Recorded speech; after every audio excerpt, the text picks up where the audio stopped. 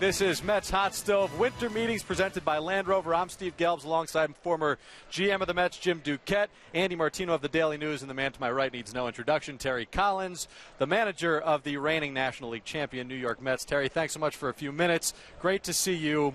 Does this feel any different this year, being here at the Winter Meetings, coming back as the reigning National League champ and as a team that's clearly looking to make some moves to put yourself over the top? Yeah, it's a whole different feeling. You know, in the past we've come in here with, we weren't sure what we were going to do. We were looking at some small pieces to try to fill in here and there, and now we're coming as legit candidates that are going to look for players that are going to make a difference, and because we plan on getting back to the World Series, and we're looking for those guys that can, be a piece of that. All right, Terry, we got 1 minute into the show before the first Ben Zobrist question. Here it is. Obviously, the Mets have made no secret of their love for Zobrist and hope that he chooses you. What is it on the field that you saw during the World Series that you liked about him and you thought specifically this is how he can contribute to my team? Well, he can do so many things, and first of all, he's a switch hitter. He's a good offensive player. He can hit for power. He knows how to play the game. He's a true professional on the field, and his ability to play anywhere. Okay, I know we've got some openings at second base maybe, but this guy can spell anybody in the lineup and yet play every day. So he brings a lot to the table. He's a great fit. That's why so many teams are after him. Obviously, his versatility is the big key. But have you talked to him? The rumor was he wanted to have a specific spot in the field. Have you had a chance to speak to him, or has the club had a chance to speak to him about that? So, Jim, they have. He visited New York the other day, and I know Sandy and JP and Paul and John Rico, they all had a conversation with him. He expressed that he would like to have a position, and we may have that. We may have that here for him, and I'm hoping to run into him here in the next couple of days. I know he's coming to Nashville. He lives here. He'll be here at the hotel, so I've got his number, and I'm going to try to reach out to him. Terry, speaking of positions in the field, when you look at what's going to go on next year, you've got two catchers who, as an organization, you like very much. Obviously, only one of them can catch. So what are the plans, and are they really in place yet for how you want to start showing d'Arnaud and Plawecki other positions in the field in spring training? Well, I think that's going to be something that has to be discussed before spring training, because neither guy has played very much at any other positions. And, and as we started out the show, we plan on being real good. And the one thing we aren't going to do is take away from our lineup by playing somebody out of position. So if that's going to take place, we've got to go into spring training with that in mind, find the right spots to get these guys in the lineup, provided they're going to hit. But one of the things I like right now is that they're both young. We like them both behind the plate, and I think if the more rest we can give Travis, maybe the more offense we're going to get out of him, and certainly keep him from being injured. Terry, you guys obviously don't make the World Series without Daniel Murphy and Yoenis Cespedes. Unlikely either of those guys returns. How concerned are you about having that same quality ball club, having a good offense like you did in the second half, where you're losing your 3 and 4 hitters? Well, I certainly think, Andy, that's the focus here. And, certainly we owe a lot to the way Dan performed and the way Yoenis performed. And, they're going to be hard to replace, but you always have to move on. And that's why the Zobrist figure is kind of a nice stepping stone. But, we've got some other pieces coming back that we like. A healthy David Wright may make up for a lot of the lack of the offense that we didn't have last year. So there's a lot of pieces that are still yet to fall in place, but we still got those horses on that mound, and that's the biggest difference. Yeah, no doubt about it. All right, on the offensive side, with a guy like Conforto, who you didn't have, obviously, the full year, a full year of him you would think will help certainly on the offensive side.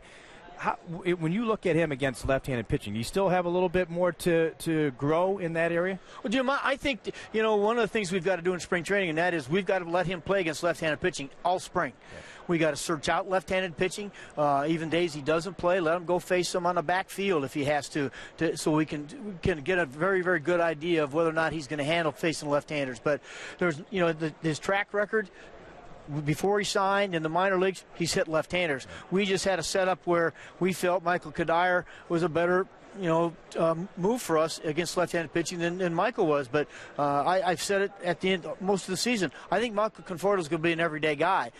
When that happens, I can't say right now. Terry, at times it was a tumultuous year for Matt Harvey, but in September and in the postseason, he really did step up. So what did that stretch at the end of the season and into the playoffs show you about Matt Harvey? Well, I knew about him, Steve. I mean, I've been around this guy since the day he signed, so I knew the kind of competitor he was.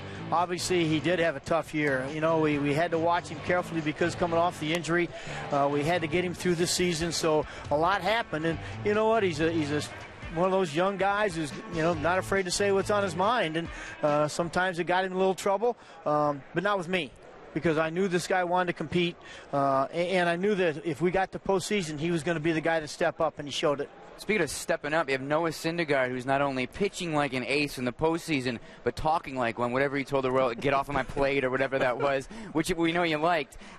He came up as a timid kid, a real quiet kid. All of a sudden he emerges. What did that do for what you thought of his ceiling, not just in terms of his arm, but in terms of his presence and who he is? Andy, I think his ceiling's going to be huge for this guy. I'm not sure anybody can even be dictated. What I saw him do against the Dodgers for 7 innings, I haven't seen anybody else ever be able to do that. You know, to then all of a sudden 2 days later be put in a bullpen in a place he's never done before, and yet walk out and maybe get the biggest out of the entire postseason for us. So I mean, he's got all the tools it takes. But I'll tell you what he did. He came up there and acted like a rookie. He didn't act like he was anything special, and the veterans in that clubhouse accepted that, and therefore they allowed him to grow. They allowed him to grow, you know, with his attitude. Hey, look, I belong here, and he ended up showing it. Hey, when we know the winter's going to be a short one, you've already talked about that. When you start to look to spring training is going to be here fast, when did you and Dan start to talk about the regimen for your starters for spring training? Jim, we already had that conversation briefly. We've already talked about, look, we've got to slow these guys down. We are in the process, and I don't have any dates that I know of exactly, but we're going to try to bring those guys in a little early so that we can extend their spring training so we don't have to rush them to get them ready. We want to do this. We want this to be a slow process, and I think coming out of spring training, they may not be ready to go 7 innings. But you know what? That's what our bullpen's going to be for, and that's where we've got some games we can carry an extra pitcher if we need to.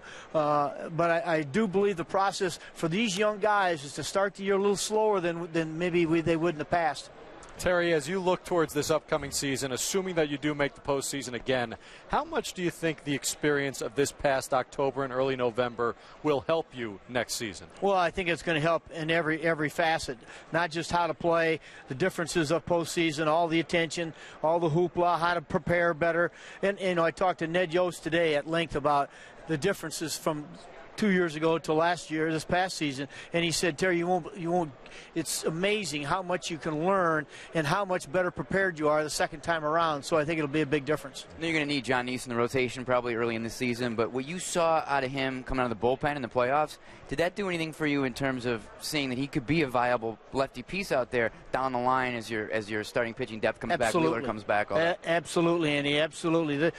Not only that, his velocity went up 3 miles an hour, and he found out he could do it. He could pitch every day. He'd pitch back-to-back nights, and he said, hey, look, I'm ready for the next day, which says a lot because, you know, he had, again, something he hasn't done in the past. But certainly we are going to need a starting pitcher coming out, a fifth starter.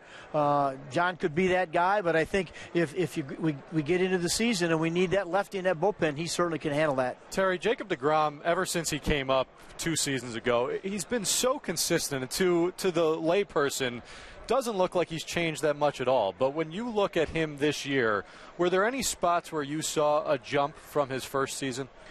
Well, we saw a velocity jump. Certainly, you know, when he first came up, he was a 92 to 94 guy he lived by the sinker, the two-seamer, and now he's learned a four-seam fastball with the velocity's much better, knows how to use it, knows how to pitch up, knows how to pitch in, and so I saw a big change there. The one thing I'd like him to get back to a little bit, and that's his curveball. He's got a pretty good one, and he kind of got away from it a little bit this year, so I want it to become part of his repertoire in the future. Terry, unfortunately, we're out of time. We didn't even get to ask you who the opening day starter was. I know you love that. We'll give you some time to think about that. Guys, it's great to see you. Happy holidays to you. Terry Collins, you as well. Thank you so much.